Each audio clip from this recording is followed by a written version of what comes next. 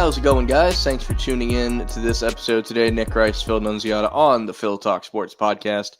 Super Wildcard Weekend is upon us. The Eagles season is over. The Cowboys season is over. And we're just getting started in the playoffs. On top of that, a lot of coaching retirements, a lot of firings. The coaching carousel has officially started for the offseason. So all that and more we're going to talk about today. Nick, how's it going, man? Thanks for being here. Pretty good. I was looking at our rundown for today. I'm a little bummed that we're not going to spend today talking about the tease job that college football did by not giving us that release date and that awesome trailer for the much anticipated college football game that we got coming up. I guess we'll talk about it another time. You know, we could probably we could talk about that for a second though, because we never really talked about. Oh, okay. We didn't really get to talk about the national championship. So first and foremost, some congratulations, not all the congratulations, to the Michigan Wolverines, because regardless of what happened throughout the year, they did win the trophy at the end of the season. Now, whether they keep that trophy for years and years and years will remains to be seen. But they did win the game. The game itself was pretty good. Like, there was definitely worse national championship games in recent memory than that one. So decent game, but much like you, I was mostly I probably would have had it on the iPad, watching it while I'm watching a movie with the wife or something. But that was on my main screen for the day because there was a rumor, and it was only that. It was only a rumor that there was going to be some sort of, I think trailer is too strong of a word, but there's going to be something talking about the new college football game that's supposed to come out in the summer and is still claiming to be coming out in the summer of 2024. So I watched that entire game hoping for a snippet, a something. All I wanted was really, at this point, I just wanted a confirmation of it existing. And we didn't get that either. There has since been, like, the CEO of EA had done an interview on a podcast like a month ago that he was still saying, like, yeah, like, we're, summer 24, it's coming. And so, like, things have calmed down, but people were pissed. Forget the game. They were just pissed that we got nothing. So I'm glad you brought that up. I didn't know if we had time to squeeze it in, but it is important because I don't know how many people watched that game. I'm confident in saying about 20-25% of the people watched that game looking for that information, and it didn't come. Yeah, we're a man of the people. We're going to give all those college football fans some love. I was the same way, just watching it, enjoying the decent, solid football game while hoping that we would get a release. And, that's the thing. Even now, there was a recent release that July 12th might be the day. And Matt Brown's coming out, who's, I think, the leader, the number one guy there, saying, no, it's not that day. It's another day. And it's like, well, would you just do something about it? We're all anxious here. Yeah, so the guy that dropped the July 12th was like, all his connection to the college football world is he does a podcast on the Florida Gators. And he did the magical words like per sources, right? So I went on Twitter and with my limited following, but listen, everybody, if it don't come from Mr. Matt Brown, like, take it with a grain of salt. And he saw that and immediately responded with, like, I've asked 2 of my EA sources. Neither were willing to commit to that being the case. Doesn't mean it's wrong. They're just not committing to it right now. So July 12th is just as likely as July 18th, as July 3rd. July does seem to be, it's always was the date back in the day, right? So July 24th is what I've always said. And I don't know where this guy got this idea that, like, maybe if I just shout it loud enough, it's going to be true. And that's the stuff that I wish EA would be a lot more transparent about this, but, like, I'll take anything because otherwise you're going to get jokers like this. And if this guy turns out to be right, he's going to be like, see, I told you so. But at the end of the day, if you don't have it confirmed, like, why set yourself? You're supposed to be a journalist. Like, if you don't know for sure, if you cannot confirm it, don't just throw the words per sources out there. And, I don't know. That frustrated me a lot when I saw that because I had people, they come to me for this because they know that I'm hyper-focused, like psycho about this stuff. I've had to tell like 10 people that no, that's just some guy tooting his horn. Like, it was ridiculous. Yeah, and that's ironic with you coming in a Jason Kelce jersey you're wearing right now. That's he was rumored to be retired and he never said anything. So, and it just would be nice. Like last year, it was eerily quiet before they finally announced, no, we're going back. You're setting it back a year. Yeah. It feels the exact same way again. Like I'm hearing nothing. And, there's still that looming settlement about players that are in the game getting paid more than $500. So, yeah, it's yet again another very quiet winter as we hope that something comes out of this. I mean, with the game coming in July, like if there isn't something through like February, then I would start to worry. I like to be optimistic about these sort of things. The national title game was a letdown, and I'm not saying you had to show me a trailer, you had to show me play, literally a graphic that just said coming, even if they didn't give a date, just said coming summer 24, just Oh yeah. confirming that part of it. I'd have been doing backflips off my couch, and they weren't willing to do that yet. I don't get what the secrecy is. I mean, you go on EA's website, there's not a tab for that upcoming game the way there is for other upcoming games. And it's just like, why do you pick this to be secretive? Like, I think it would make more sense to really let people know this game had to get made from scratch. There are 133 schools in this game. Like, it's going to take a long time. And I think if the transparency of it would just calm everybody down. It's the lack of nobody really cares if this whole year that it was delayed, if we were getting screenshots and this and that and the other, like morale would be through the roof. But it's like you said, it's been a year of silence, and people are like they want to be excited, but they're kind of tired of it. Oh yeah. I mean, and leave it to EA Sports, who already has had their miscues in Madden to do the same with college football. But we're all got fingers crossed that it's a better football game. Right. And to be fair, like they're not the only ones to do this. Like remember 2K was supposed to make a non-simulation NFL game. What Oh happened to yeah. that? That's been 2 years. Haven't heard a peep about that. But they're also not, there's Madden is what And it is. even And I will label this year's version of Madden as playable. I've enjoyed it. I've probably played like 20 hours total when you used to play hundreds and hundreds of hours of Madden. And like, oh yeah. I'll label it as playable. It's enjoyable at times. I did a fantasy draft Eagles franchise, and I'm rocking with all my UCF players and my new Smyrna guy. And I'm having fun. It is what it is. But the hunger isn't necessarily there for another NFL game because it's at least scratching the itch. But this college thing, I mean, people have been starved for over a decade for this, so they're gonna ask questions when possible. Yeah, and shout out to that Canadian video game that they're working on it. They've had to Yeah. push back the date there too. But see, that's Maximum Football, which I'm glad you brought that Maximum up. football. Yep. Shout out to them. Yes, they had to push theirs back. Yes, people were disappointed about that. But every other week, they're on their Twitter posting like, That's right. here's a new Gameplay thing we're stuff. working on. This is what we did this week. Like they're giving activity reports. So like, and that's just a group of like 20 people. So if you can't find a social media intern to throw us a few, screen grabs, I just don't think that's asking too much. Yeah.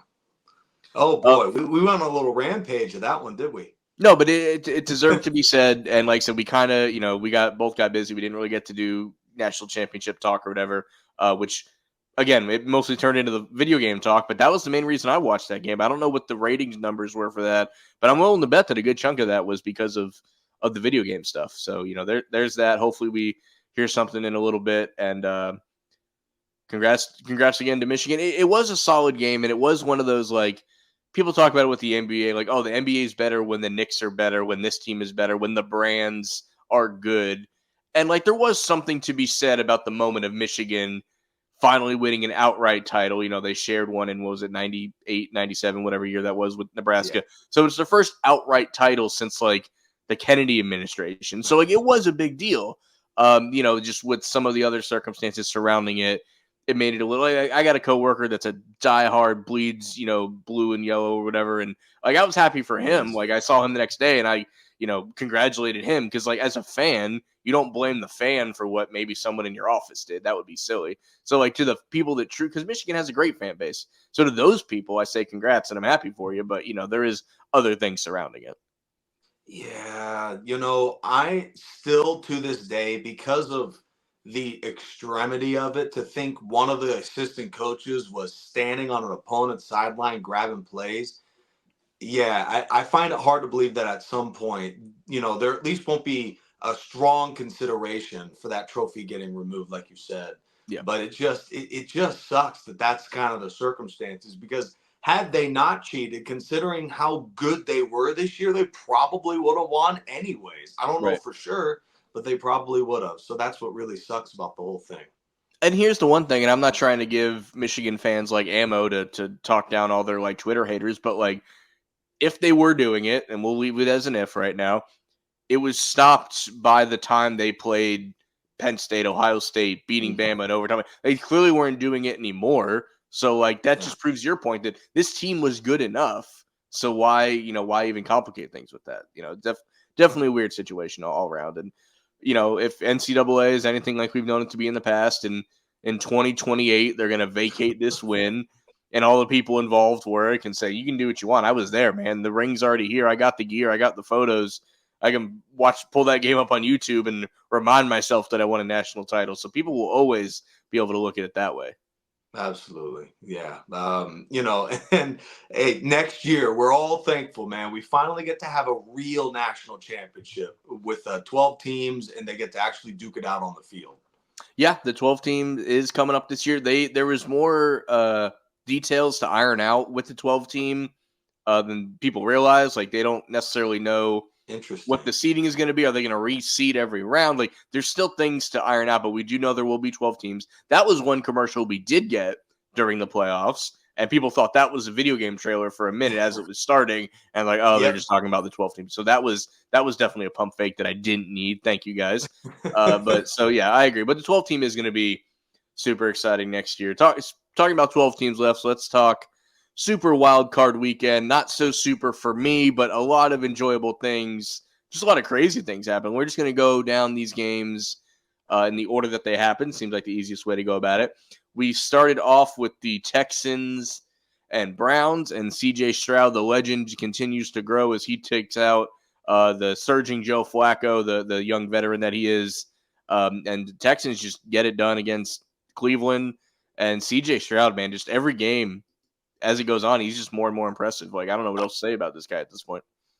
Yeah, I think that was a very it was something maybe we didn't see, but it was a precursor to what would be an incredibly wild card weekend. And I know that's how they, created the name Wild Card Weekend back in the day when they expanded the playoffs to have a wild card round.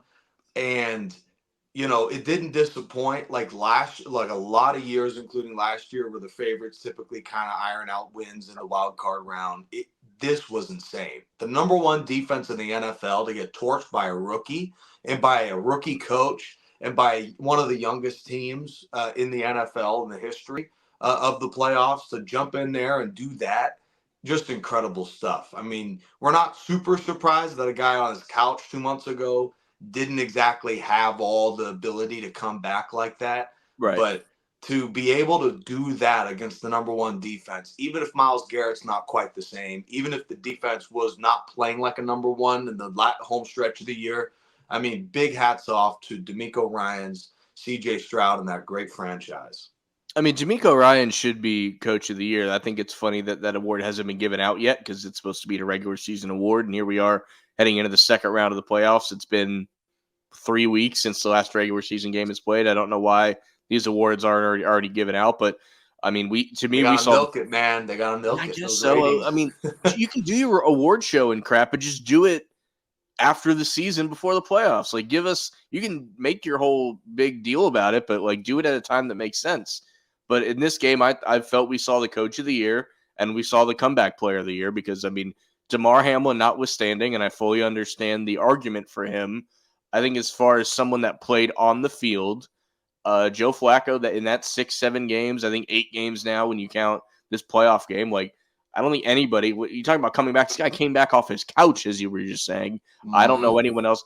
The Damar Hamlin argument is one I will listen to, but I do think Joe Flacco, without a doubt, Comeback Player of the Year, and then DeMeco Ryan's Coach of the Year. There's a few other people you can throw in for that, but what he did with this team is just absolutely incredible. If you told me the Texans make the playoffs or the Texans have 2 wins, what's more likely at the beginning of the year? I would have picked the 2 wins because that's just how I viewed this team. So what they've done is nothing short of miraculous. So we'll learn very soon if this is either a flash in the pan or maybe Houston's more talented than we thought. Yeah. Or CJ Stroud is that guy. We'll learn very soon. Maybe this weekend, but probably by next year we'll know that. And I think with the Comeback Player of the Year, had Damar Hamlin just had like one pick or one big play, maybe I think then it's over at that my vote. But it's the fact that he came back. That's when like you said, I'll hear the argument. But Joe Flacco, man, and I get it. He led the league in picks since he returned, and he had more of that in the playoff game. But he carried this franchise, which was really fledgling. Without him, there was just no way that they would have been this good down the stretch.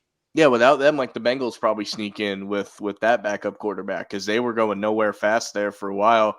And if I'm Yeah. Cleveland, I'm bringing him back as a backup because you got Deshaun making all that money. At least consider it a somewhat competition like the fire under Deshaun Watson because we know how talented the guy is. So if you can make him have to play that much better to keep Joe Flacco off your back, that can only benefit you, I think. But for the DeMar Hamlin thing, like you were saying, if he just played 10 games on special teams, I think I give it to him. Because that's like basically a whole season. But Oh when yeah. you really compare, I think he was active for 3 games. I think he got in maybe 2 of those 3 games. It's just not, and obviously, like I said, I will hear your argument and I will agree with the genesis of your argument. But Yeah. the true spirit of the award, I'm willing to bet money, did not cover people dying and coming back to life. Like that was not under their criteria. Yeah. But what Joe Flacco did really covers that more so. Absolutely. And all I know is both of these teams with a rookie coach and a rookie quarterback and a guy off of his couch and a franchise that's been a losing franchise for years, still a million miles better than the Chargers, who had a half a dozen Pro Bowlers that had this ridiculous roster and lost and fell behind by 56 and lost by a million points to the Raiders, what is one of the most embarrassing ends of the season ever. No freaking excuse that these teams would be better than the Chargers this year, but here we are. I can't confirm this, but I might actually be going to the Pro Bowl. So, like, do you want me to Oh. do you want me to tell your Pro Bowlers that you said hi or anything? Like, keep your chin up. Anything You you want know me to what's deliver to them? hilarious? I went to the Pro Bowl in Vegas 2 years ago. I told them hi and pick it up, and please, Mhm. would you stop end of the year going to freaking Cancun a month early mentally and just focus on the playoffs? Yeah, maybe you telling them that would turn things around. So, like, the reason I want to go because it was in Orlando for years and years, and like a couple years there was bad rain. The one year there wasn't rain was the year Kobe died, so that had its own version of a black cloud all over the game because it was on the same day.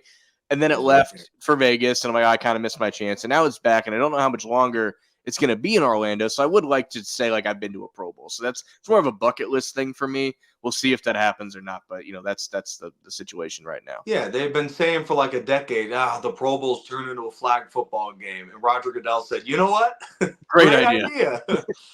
Yeah. Absolutely. But no, and I don't hate I mean, we'll have more time to talk about this between now and then, but like, I don't hate the flag football idea because I would rather people try in a flag football game than not try in a game with pads. And I think Yeah. that's the general consensus for football fans right about now. Mhm. All right. Yep, So I'm not mad at it either, but we'll yeah, see. yeah. We will see. All right. So let's jump to the next game. The next game was supposed to be the Bills game that got bumped because of a crazy blizzard. We'll talk about that game now in the order that it happened. But we had the -20 with the wind chill game between the Chiefs and the Dolphins. This went about as expected given the circumstance. Like, I do think the Chiefs were going to win this game one way or the other. But when you factor in the weather, I felt like they had no chance. Yeah, we have been talking, and I think you don't need to be a brain surgeon or a mega ultra fan of the NFL. Miami, with all the speed, with the fact that they are accustomed to the heat of South Florida, that going to Kansas City when it's -20 wind chill was probably going to hamper the offense. And to also think about Tua being, and I like Tua, and he has a great mentality. And speaking of comeback player of the year, there is an argument to be had of a guy that Yeah, I'd listen to we that. we didn't know if he was going to play this year. Right. Coming and doing what he did. So would still go Joe Flacco. Yeah, I this will is say about who too, though, Miami is. just to like, I don't know if again we don't know the criteria, but like the guy played 14 games last year, so I don't know that he qualifies for that necessarily. But I get your sentiment of like he still had a great year, is basically what you're saying, Mm-hmm. which I agree with. Yeah, Absolutely. Yeah. So yeah, this is just kind of who Miami is. I think we will really learn about Kansas City, who would be waiting all year for. And I'm open to the idea that Kansas City was kind of trying things out, was coasting a little bit, was understanding that, this we got to work more on the future and not put so much on the regular season, considering how much we've done this year. Mhm. We'll finally learn about them this coming weekend because against Miami. Yeah, it's about survival. It's about holding on to the ball, understanding that as long as we play good defense against Miami, we'll win pretty much no matter what. And that's what happened. Yeah, they said we don't have to play our best, we have to play well enough to win, and I think they definitely did that. A little bit shorter of a synopsis for this game, but this was really this game was played before it was played in a lot of people's minds, so Oh that's where yeah. we're at. And again, like Miami, like I know it's an earlier exit than you expected, but like you do have something to build off of here, and like as far as your Kansas City, like you said, it really starts now because for the first time ever, Patrick Mahomes will play in a road playoff game, so that is something Crazy. that's going to be interesting to know here in a bit. Let's jump to what I would say is still the biggest surprise of Wild Card Weekend, and that is the Packers. Don't look at the score because the score does not tell the story. The Packers absolutely crushed the Cowboys in a game. So, like, my sister and brother-in-law, diehard Packers fans, they didn't see this coming. They were elated when it happened, but like, I turned the game on, it was already 7-0. Like, I couldn't find the remote in time, and the Packers already scored. So, like, I Yep. don't know what happened there. Dallas is way too talented to have that happen to them. I'm not saying they can't lose the game on a last second field goal, which they did to Green Bay like a couple years back in the playoffs, but like it was 27-0. So that's why I'm saying don't look at that score. Like people were saying, and we'll get to the Eagles, don't worry, like, oh, what was the worst playoff loss? Like ours sucked, but we weren't down 27-0. That was a game at halftime. That was a game into the third quarter. And then it got away from everybody. Yeah. They didn't play particularly well through any of the game, but the score was in hand for the Eagles game for 2.5 quarters, I would say. This game was almost never in hand, which blew my mind how this all went down. Yeah, no, I can't wait to talk about your Eagles, Phil. But when it comes to Dallas, this is a microcosm of our complaints for years for Dak Prescott. All of these empty calories. It's 48-16. The game is over. Then you look at the stat sheet, and Dak had over 400 yards. His numbers looked very good, but when it mattered, he threw the one pick six that got called down by contact. He Mm-hmm. threw numerous very questionable passes. Even on the touchdown to end the half, he threw a pass that was in the field of play out of timeouts. They would have had 0 on the board to close the half. Just this was a classic case of a team that either was overconfident or way too scared for the moment. But either way, they were not prepared for this football game in the slightest, and it showed. And to me, when you lose like this, changes have to be made, and it's a cultural thing beyond just, oh, Mike McCarthy does it. I just allude to what Marcus Spears said, and I think it was perfect when he said there are certain cultures where it goes even beyond the coach, and Dallas is one of them. When you hear the owner and you understand how many years they've had losing there. I'm a Charger fan. It's the same thing over here. It's beyond just the guy that you see in the interviews. It's beyond that. It's a cultural thing. Dallas is not inches away from the Super Bowl. They are a mile away from the Super Bowl. I don't care how much talent they have. Yeah, that's why I'm going. It's got to be the overconfidence because like there was nothing about if this was the NFC Championship game and you tell me that the guys on Dallas were starstruck by it, like fine, but like these guys, they've played in a wild card game before. Like it shouldn't be the, Yeah. the lights are too bright or anything like that. So for this to happen this way, so like I've had a couple appearances on a friend of mine's show. He does a lot. It's called Live Rounds with a buddy of mine named Doug. He's a Cowboys fan. We talk wrestling and MMA, but we usually start the episode with a couple minutes of football talk. And I've explained on there, like I don't, as an Eagles fan, like I don't look at the Cowboys ever and like, oh, there's a weakness we can exploit. There it is. There it is. You kind of just sit back and wait for them to trip over their own feet. That's Yep. like where it's been the past half decade at minimum. Since Dak has been there, I'll say, like because Romo had his own series of that, his own version of that. But like for the large part, like you just let the Cowboys be Cowboys, and it eventually works out for you for the most part. So that's how I've felt about them for the past half decade, and we just saw more of it this weekend. Yeah, no team has the most spectacular playoff and regular season losses like the Cowboys. And I'm sure when Dallas got shut out by Philly, I believe to make the playoffs, Mm. 41 nothing, something like that. That was like a decade and a half 44 ago. to 6, yeah. 40, yeah. Mm. Okay, not quite shut out. But it's like I can just think of so many moments where they, like you said, trip over themselves. And here is a pretty spectacular example. So, like, this is a giant ship and changing the head coach is like moving it a bit, but it's headed, I don't know if it's the greatest expression, but yeah, like they are not headed towards the Super Bowl. Like they need to change so much.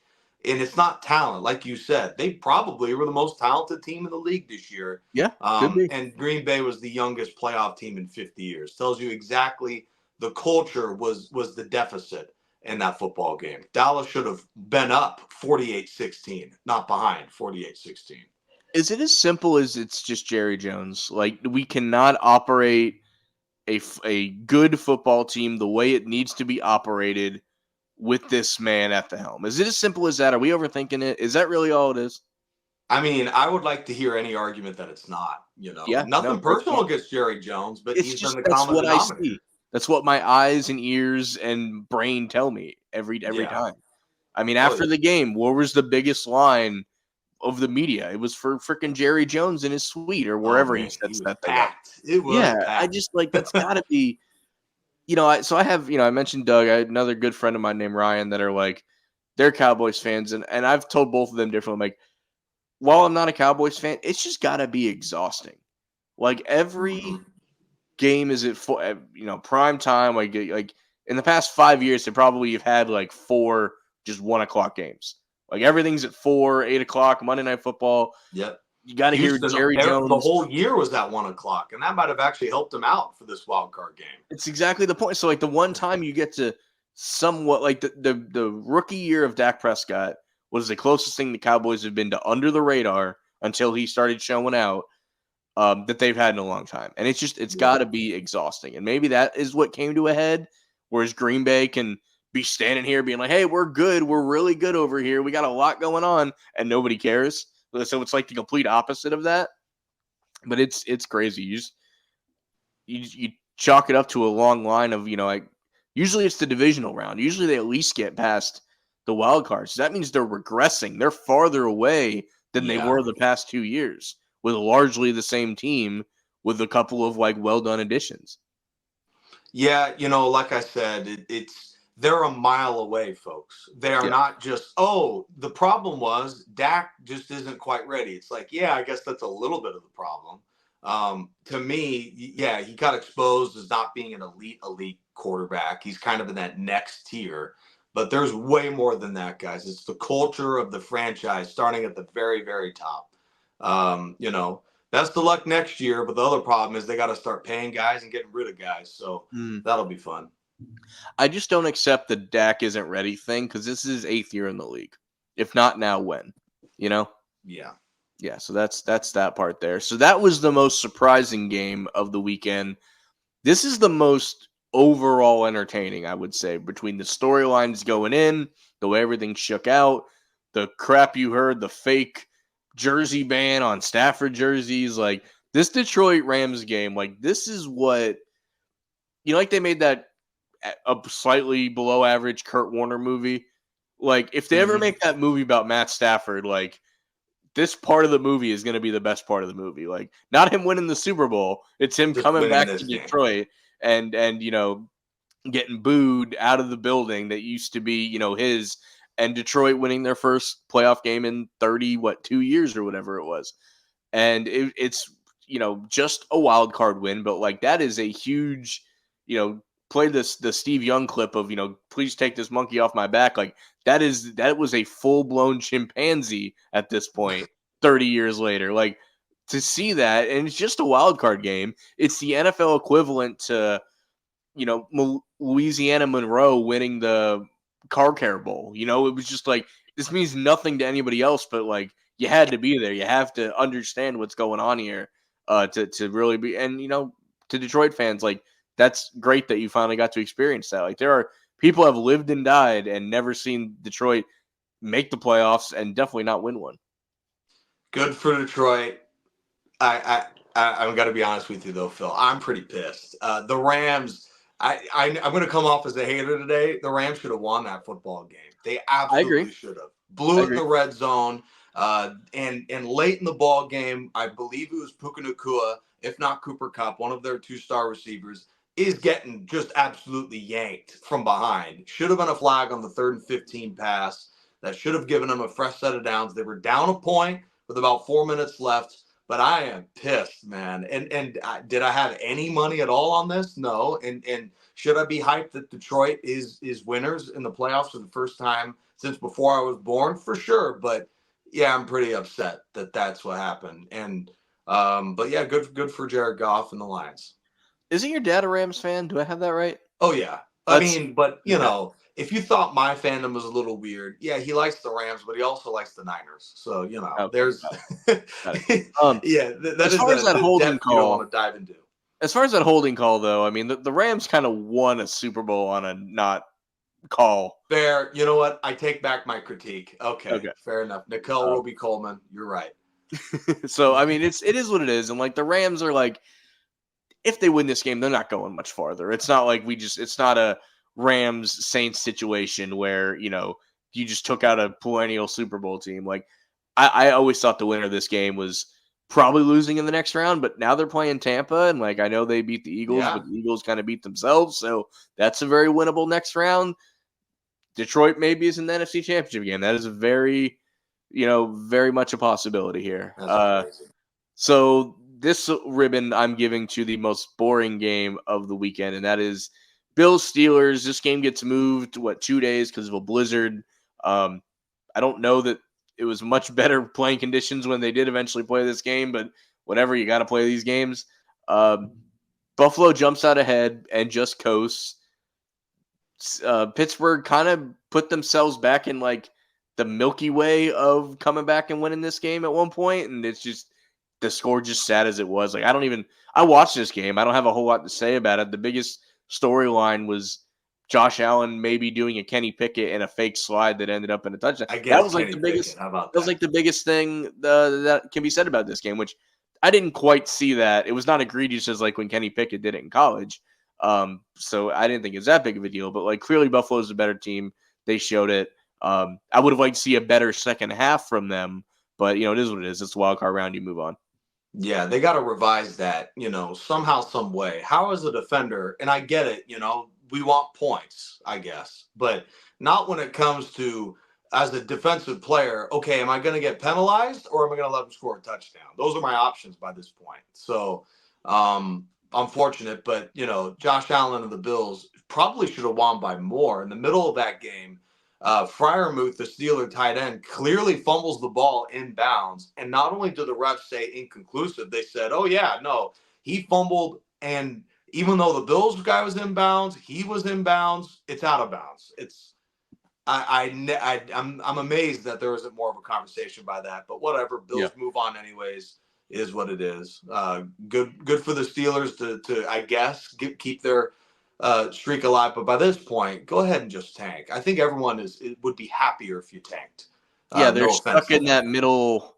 They're just stuck in the middle where they're not getting better, but they're not getting worse. They're finding ways to beat the crap teams, and if they play anyone halfway decent, they're going to lose. That's where they are. So yeah, then Tomlin supposedly is coming. He's got one more year on the contract. He's coming back. We'll see what they do. They need a quarterback. That much is it. This makeshift. Let me duct tape 3 quarterbacks together for the year is not how you get stuff done. So that brings us to that's all the games, right? So let's just move. No, I'm just kidding. We'll talk about the Eagles. All right. So going into this game, so when I went to the Eagles Tampa game in Week 3 this year, I did not think that we would see the Bucs again. Certainly not in the first round. Certainly not in Tampa. Such is life. This looked like a team that didn't want to be there. There was play calling that didn't put anyone in a position to win. Devontae Smith played his ass off as A.J. Brown not being out. Like people talk about, is Devontae – I don't want to hear any talk that Devontae Smith is not a number one receiver because he is. He proved it, 141 yards. Oh, yeah. Should have had a touchdown. They stall in the red zone. I mentioned earlier when we were talking about, was this worse than the Cowboy game? At halftime, they're down 7. They should have been down 6 because the tush push that didn't convert that everybody lost their mind on. Jalen Hurts is getting ripped by his helmet away from the goal line. So that, that is something at minimum, you replay it from the minimal line and then you get in there and then it's then it's 11-17. You're down 6 going in the half. But the whole second half, like it was almost like, guys, we're we're playing this too close to not even want to be here. So we got to kick it up to an extra gear of not giving a shit. So That's right. and this crap, is, we might actually play next week. Oh yeah, no. we might mess around and win this game 20-17. Like that was a thought in and around halftime. And shout out to the Bucs because no one thought they'd be where they are. Baker Mayfield has found a home in Tampa. Another great season for Mike Evans, who's going into the Hall of Fame first ballot, I think, when the time comes. I'm glad I got to see him play in person this year. So congrats to them. But changes need to be made. I'm wearing the Jason Kelce jersey today. Is he retired? Is he not retired? I don't fucking know. I don't think anyone knows. I don't think he knows right now. And he was smart enough to say, like, I'm not going to make that decision in this emotional time, which is smart, right? Don't say something you can't take back. Somebody obviously ran with the story that he addressed the team and assumed it was him retiring. Apparently, that's not the case yet. I do think that's where we ultimately end up. And when and if that happens, we have now seen one of the greatest Philadelphia Eagles of all time play his last game. And that is situation enough that's the heart and soul of this team. If you need a new heart and soul, you're going to rebuild some things. I don't know if Sirianni's back next year. I think it's ridiculous to take a coach that was in the Super Bowl having a bad second half of a year. I can't even say you had a bad year because you're 10-1. Had an epic collapse. That did happen. But whenever it comes to getting a new quarterback, getting a new coach, Nick, we've done this for years. I always ask, who are you going to go get? Right? You get rid of him. Are you getting Mike Vrabel? I'll listen to that talk. If you're telling me to go get Belichick, you can go sit in the car because I'm not listening to that. So, that's my thoughts. Where do you sit on this? Do you think the same with Jalen Hurts? Like, oh, you paid him all this money. Let's get rid of him. Who are you going to get? Right? Like, who do you replace him with right now? So, like, I now open the floor to you. Where do you think? First, what do you think of the game? Was my assessment correct? And, what do you think moving forward? All right, that was pretty cute, Phil. I got to admit, Mike Evans, yeah, Hall of Famer. Yeah. Baker Mayfield, yeah, his comeback was very impressive. He was the Panthers defensive tackle scout team guy a couple I remember years that. ago. How about that? But yeah. In the end, man, this is one of the weirdest things I've ever heard. And everybody's trying to say, like, maybe there was something that happened in the locker room. This is one of those where I almost kind of hand it back off to you because I am so perplexed. This is the one team I have no answers for. I was convinced they were at least going to beat Tampa. Maybe they're not as good as we thought. They won't win them next week, but my goodness, what a collapse. Historic collapse.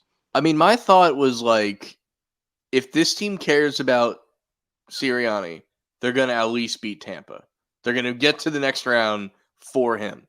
And then we saw what we saw. So I'm like, all right, maybe it's Nick. Maybe, right? Maybe that's what it is. Maybe it's me. Maybe it's you. But, like Fletcher Cox got interviewed, and like the second a reporter even like hinted at like a change, and he like bit the reporter's head off. So like the main guy, maybe they're just professionals about the whole thing. It could be that as well. That's always a possibility. So dude, I'm at a loss. I'm at a loss. If you change Nick, who do you get? If you get rid of Jalen, I don't know how you get rid of Jalen. And I think it's crazy how people are, he's the second coming 1 minute.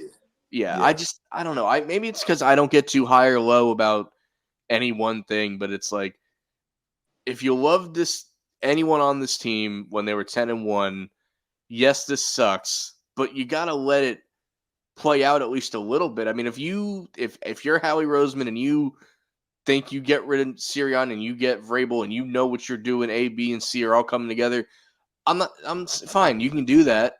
But like I talk about windows all the time, right? Last year was a Super Bowl window. This year, when the door closed after that Super Bowl, like it kind of got wedged, right? And the window kind of stayed open.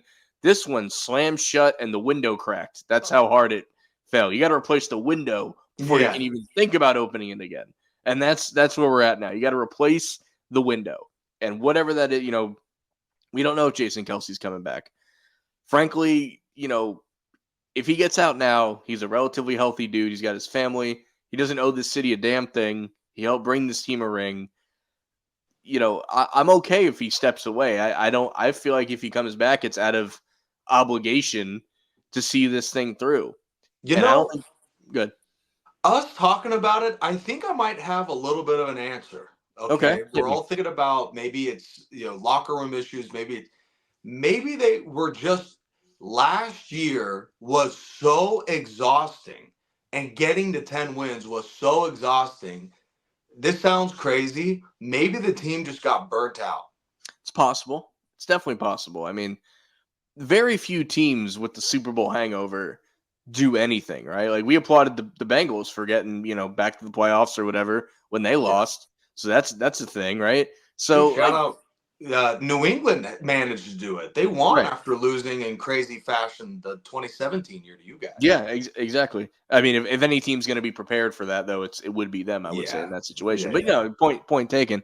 Um, I think we're both at a loss. I'm glad I got my thoughts out on the whole thing. But I can only react to the moves they make. I can't even begin to predict what those moves are going to be at this point. Yeah, I guess you could look at it as the Rams win the Super, or was it? All right. Well, I guess I'm thinking they won the Super Bowl and then had like the worst defense of it. But Mhm. for teams that lose, yeah, they usually do fall flat on their face. To go 10-7 is that, or 11-6, right? Yeah, 11 and 11 and 6. Yeah, 6. 11 and I 7 guess is now. one of the best when you look on paper among the best defenses of a loss. Right. So yeah, they might have just gotten burnt out, man. That might be, and it's just if you can't point to who is at fault, then and Nick Sirianni is not the greatest guy in the world. I think we can all tell. Like he got pretty cocky after beating the Chiefs, and he kind of ate some crow after that. But unless you can point, oh yeah, his decisions definitely hurt the team, and we're way better off with like three or four other guys versus just, oh yeah, Vrabel is like the one guy you could say is better than him. Mhm. Yeah, to me, run it back like you said. This was a crazy year. You get a long opportunity to rebuild now. As far as Sirianni's attitude, though, like I find myself defending him in the sense that like he's no different than like I'm sure if you're not a Dolphins guy, Mike McDaniel could probably be really annoying to some people, right? Yeah. Belichick's been a dick for 30 years at this point. Nobody really cares that that's the case. Kyle Shanahan's Well, had they his care now moments. that Like they're losing. They're like, yeah, I don't care how likable my coach is to other people. Like that doesn't if he I mean because like especially in like Phil like you want the guy to have like personality to some you wish extent, right? everybody was Andy Reid. Yeah, I mean, yeah, that would be great, but that's just not the world we live in, right? So like maybe he needs like an attitude adjustment. Shout out John Cena, but like aside from that, like I don't care that other people don't like my coach. And when your new coach is hired, you're not gonna care if other people like your coach or not. I just don't think that's a way to live. Yeah. I mean, but to be fair, like him going, yeah, you do. Do you like that? I guess Mm, the Kirk Cousins thing after the Chiefs was a essentially, yeah. little over the top, and maybe this year he doesn't have to turn into like Tom Hanks, but like maybe just a little bit of that attitude, like you said, adjustment would be good. So I that mean, way one of Jalen the Hurts doesn't have to say, "Hey, man, like put your hand down. You don't have to talk to the fans." yep, you know. I did see So that, just yeah. And right. then there's a Packers coach. I think he might have been formerly on Dallas. I don't know, but going into the locker room, he shouted like, "Oh, how about them Cowboys?" Like I didn't see anyone nailing him to a cross, right? It just Right. they pick somebody and they like this guy can now do nothing wrong, or we're gonna blast it tenfold. And it's like, especially in Philly, like a guy like that's gonna supposed to work. I would think, right? Right. So Yeah. so again, I at this point I can only react to what comes next. Let's quickly give before we go on to the coaching talk, which will be the last thing here. Let's just quickly give our predictions for this next round here. So first is Texans at Baltimore. I got Baltimore. My only if on this is if the week off just cooled them down for some reason, and Houston is just can't be tamed and they have no answers. But I'd be shocked if this isn't Baltimore. I would be pretty shocked as well, but I am giving Houston a chance. I'm picking the Ravens, but I'm giving Houston a chance because, the thing is, Baltimore, I hate to say it because I love this team, this culture, the quarterback, the coach, but they aren't a very strong number one seed because their receiving core can be had. You know, Yeah. Odell Beckham, shout out to him, but this is not a very good receiving core. This defense is good, but not great. I mean, shoot, the Chargers were a dumpster fire near the end, but we nearly beat the Ravens had we Right. not committed so many turnovers. The running backs, now that their main guy got hurt, is a little bit weak. And like the Titans, if the Texans can figure out a way to make Lamar Jackson a thrower, this team can be had. I still go Baltimore, but I believe that this is a good football game. I agree. So we're going Baltimore, but we're not completely saying Texans can't win. 49ers and Packers. I mean, this is a game like the league wishes that this happened in the playoffs more, right? This is two of the bigger brands. Jordan Love is probably 10 feet tall right now. Same thing with the Niners. Like, if that week cooled them off, like that's like the one thing I look at. And like, we've seen a version of the Niners this year that lost 3 straight games, that couldn't figure stuff out, that none of their timing stuff was clicking. So we know what this team looks like when it's not operating at capacity. So as long as that team doesn't show up, I'd like to think the Niners win this game. But there is much like the first game, there is a version of this game where the Packers just keep rolling. The Niners cooled off. Things aren't going well. McCaffrey gets a hip pointer and misses a quarter, and then they're just out of sorts. So very similar to the first game. I'm going 49ers, but like the Packers are not crazy here. I don't know.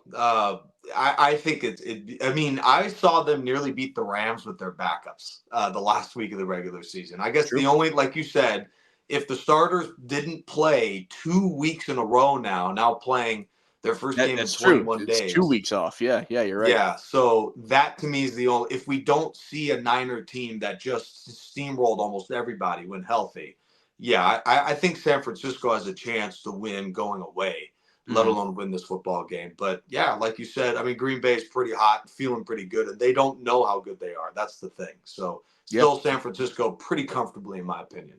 Right. Next we have the Buccaneers traveling to Detroit. This is, like I said, like all the good things I said about the Bucs and how far they've gotten. I'd worry if I'm them, if I'm a Bucs fan, that they may be feeling themselves a little too much. But also, if anyone's feeling themselves too much right now, it's probably Detroit. This might be the battle of the overconfidence, right, for both teams. I do think Detroit's a more complete team. It is at home. That place is going to be rocking because they get another home playoff. Wait, make sure. No, where is this? It is Detroit. It should be. Yeah, because they won the division. They won the division. I'm not used to Detroit winning the division. I assumed it was the other way around. So that's on me. That's my fault. So yeah, 2 playoff games in a row in Detroit. Are you kidding me? Like they're going to be. I'm going Detroit here. I will be. If Tampa gets any farther than this, man, like all the talk of like Baker's going to get probably like a 2-3 year extension now. But if he takes them to the NFC Championship game, like you got to give him the full blown, not like a Tua contract, but you got to give him something like a Ryan Tannehill level contract at least that Detroit, the Tennessee gave him. I'm going Detroit, but I would be happy no matter what happens for Baker or for the city of Detroit. I'm happy either way. And same. I guess the what is going on right now is with every time the Lions win, the Pistons lose. So I guess let's check out what the Pistons do this weekend, and then we'll know if the Lions will win. I don't know if that's fair. The Pistons lose every week, though. So that's not really. They're like what 4-28 or something like that. Brutal. Yeah. They finally beat Washington to get that 4th win. So there's that. There you go. That's going on. Next we have. So I think we pretty much agree. We're going Lions, but we're kind of happy either way here on this one. Kansas City Chiefs, Buffalo Bills in Buffalo, the first away playoff game for Patrick Mahomes, something that wasn't at Kansas City or a neutral site Super Bowl. I don't think that matters. I think the Bills showed they're still not capable of playing a full game against a team they're clearly better than. You can't go to sleep for the second half against this Kansas City team still, I don't think. Yeah. You gave them 13 seconds last time, and that was enough to be. You can't give them a whole quarter and a half at the end of the game.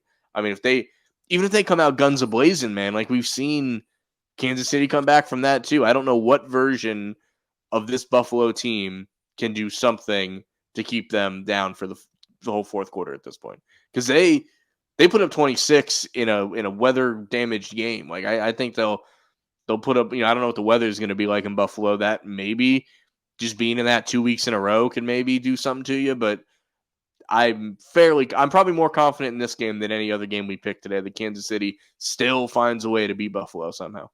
I think if the weather was pretty bad, we would have heard by now. It's probably, just cold. That's Regular cold Buffalo weather, yeah. Yeah. So, which is actually, I did look at the San Francisco game. It should rain on Sunday. So I wonder if that will play a role in the passing game of Brock Purdy and whatnot. But yeah, I got Kansas City. I think you have a very, very good take about, this is a well-coached playoff-ready team, and Buffalo is a team that is just so casual. And I think their joyride and their red carpet ride of 6 straight wins comes to an end right here. I think Kansas City wins, and it might be one of those where they realize they're farther away than they were the last time they played. 13 seconds. Yeah, I think the Chiefs are a very serious Super Bowl contender, but I still believe Bills have a good chance to win. It's just I haven't seen it in a while, them put a whole game together. Bills favored by 3 too, which I think is kind of wild on that. I mean, I know the home team and stuff. Niners favored by 9, Baltimore favored by 9, and Lions are 6.5, which I still think is a little high for that. That seems, of all the lines, that's crazy. Maybe they know something we don't. Yeah, I mean I'd like to think so, right? Yeah. So that is the NFL talk for the most part here.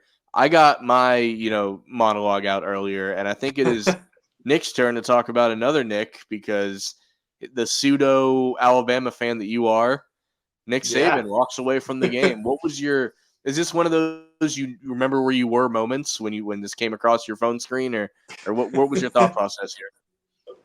Oh man. Oh, this is the biggest moment of my life, I tell you. Either that or literally anything else. Shout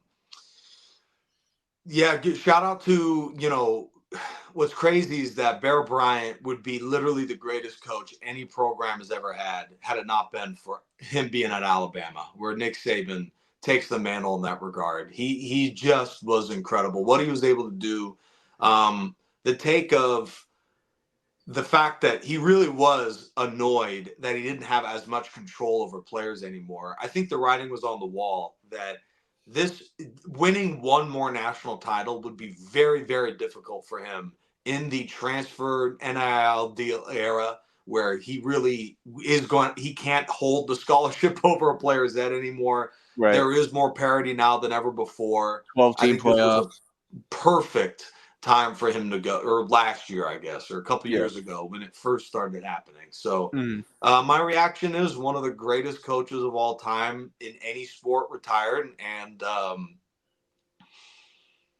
good luck to the guy filling his shoes, DeBoer. Good luck to him. And that's the thing, right? Like the self-awareness to say, like, what this is turning into, I don't want any part of, right? Yeah. It's a very, I won't compare Jay Wright to Nick Saban, but Jay Wright won 2 national championships at Villanova, and he loved the basic coaching. And when the transfer portal stuff started happening, Villanova is a level that they're really good. They're a top 10 program of all time probably, but they can still get a player pulled here and there. He's I don't want to deal with this anymore. People thought he'd go to the NBA where you don't deal with that. That hasn't quite happened. He's been on TV. I'm not trying to talk about Jay Wright more but it was the same concept of I'm not built to deal with this. And maybe this is the closest thing that'll come to a compliment from me to Nick Saban, but the self-awareness is extremely commendable. I think most people need to get pulled away from it. Yeah. And when they go searching for a new coach for Bama, is Bama a great job? Of course. Is Bama a great job when you're the guy replacing Nick Saban? Not really, because there's nothing you can do that's going to make people be boom, perfect. You can win a title if you don't win a title, or in the title game by your 3rd year, you're out.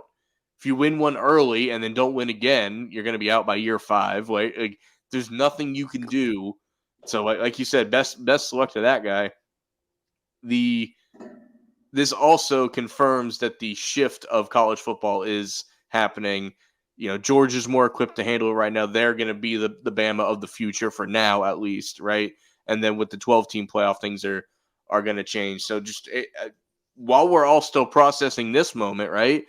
Then it comes out Belichick no more with the Patriots. Now that is not a retirement that we know of. He's interviewed at least with the Falcons. That's the only thing that we can confirm. He's maybe been other places. Jim Harbaugh interviewed with the Chargers, I believe. So that and whole just the Falcons today. How about that? yeah. So I mean, that coaching carousel is flying around right now. I don't know. Out of the NFL jobs, what do you think is the best job available? Because the Patriots immediately hired Gerard Mayo. They're off the table already. I think that was the ending moment of, hey, Bill, if you're ready to step away, like you've been grooming Gerard for this for a while, like we're ready to make that move if you are. That's how I feel the conversation kind of went down. And so what do you think is the best? And the Nick Saban thing, of course, started the chain reaction of Washington coach went to Bama, Arizona's coach went to Washington, San Jose State's coach went to Arizona, so on and so forth. So that of course those dominoes have already fallen. But in the NFL, that still remains to be seen. What do you think is the best coaching job still available? I hope you had your way back machine. I had a prediction that Bill Belichick and the Patriots would mutually split at the end of this year. I think a lot of people saw that. Yeah. And then Belichick would wait a year and then retire officially at that point. That was my prediction. I didn't love it. I wasn't gonna scream to the mountaintops. And I still believe that's probably what's gonna end up happening because I think he's gonna look around. And the fact that we're even having this question tells you all you need to know. There's not a great job out there. And the Chargers, maybe I'm biased, I feel is the best, but yeah, we're not chopped liver here. We're talking Chargers, Falcons, right? So those are Mhm. two. Um, Washington. Washington. Trying to remember who else. You mean Seattle? Oh no, Seattle as well. Washington Commanders. Yeah. Wow. No, I'm just thinking of like jobs available, not necessarily good or bad. But Yeah. Washington's also available. That's what I was thinking too. Yeah. But Yeah, like the Washington. Belichick with Washington or with Atlanta, it makes enough sense, but nothing about Belichick says Atlanta to me. That's Yeah. where that's when Brady went to Tampa, if you're just talking football, it made perfect sense, right? They had the great receivers, they had everything going. To me, like Bill Belichick's really boring. So to me, like he goes to Washington or another boring place. But they have nothing really ready for him. A team like the Chargers, yes, they have like salary cap issues and everything coming up. Yes, they're secondhand citizens in their own city, but that's still something I can see Belichick getting behind. The football part, I think most makes sense in Atlanta because they're a quarterback away in a very winnable division. And the Mhm. hilarious moment would be if he's waiting for Todd Bowles maybe to get canned and he just goes to Tampa and does what he can after Brady had already been there. That'd be hilarious. Yeah. I don't want to see. I'm ready for Belichick to be gone. I'll be the one to say, like, he's not at the point where it's like anywhere he goes, like immediate playoff contender. Like, no, he's gonna just have to rebuild like anybody else. Like at this point, like he was a large part of one of the craziest systems total that the NFL's ever seen. We're never going to see it again because you're never going to see a franchise start in scandal and be able to power straight through that scandal and continue to be successful. So we'll never see it again, no matter where he goes. So I don't think it'll just be another little boost. It won't be this like, oh, he's in Atlanta. All right, Atlanta's in the NFC Championship. Book it. Like it's not going to be like that. I don't think. What's ironic is I think the timing of the Nick Saban to Bill Belichick retirement to go along with the fact that they are good buddies, or at least it looked like it over the years. And if you had watched the Belichick Saban documentary, probably not because those are two guys you probably wouldn't pick to have a sit down with. But I enjoyed watching it. I was gonna watch that, but then I watched My Cousin Vinny again, so it was Oh, still a good night. darn it! I just missed. I was gonna watch it, Yeah. but I think that Saban's going to tell him throughout the year that this is a pretty sweet gig. I'm happy that I retired, and I think Belichick will look at it the same way and go, "Yeah, I think that wherever I go, it's going to be a project, and I'm 72. It's time to hang it up."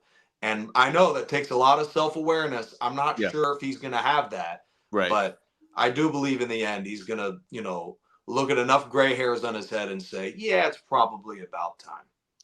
Yeah, I do think his self-awareness is not quite where Nick's is, because like the NFL isn't changing around him. The college football changed around Nick Saban.